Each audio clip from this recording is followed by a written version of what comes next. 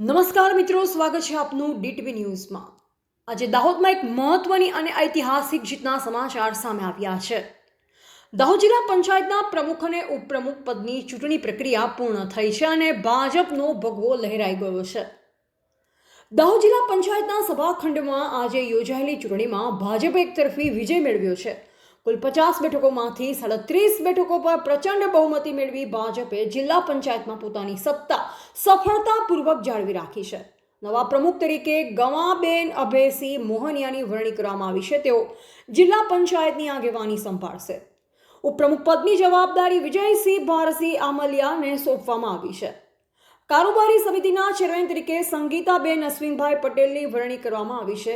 જિલ્લા પંચાયતમાં શાસક પક્ષના નેતા તરીકે ભૂપેન્દ્રભાઈ કાળુભાઈ સંગડાની પસંદગી કરવામાં આવી છે, જ્યારે પક્ષના દંડક તરીકે મનીષાબેન અનિલભાઈ ભુરિયાની સર્વાનુમતે નિમણૂક કરવામાં આવી છે।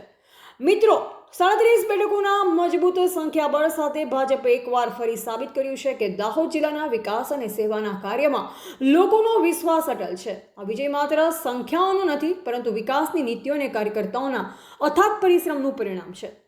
આજ રોજ દાહોદ જિલ્લા પંચાયત ખાતે પ્રમુખ અને ઉપપ્રમુખની વરણી કરવામાં આવી છે, જેમાં પ્રમુખ તરીકે ગમાબેન મોહનિયા અને ઉપપ્રમુખ તરીકે હું અમલિયા વિજયસિંહ ભારતની વરણી કરવામાં આવી છે।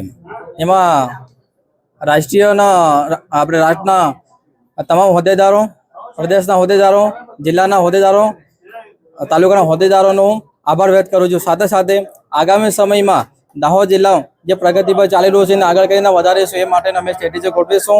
2047 સુધીમાં આપણો દેશ વિકસિત બને એ માટેના તમામ પ્રયત્ન કરીશું।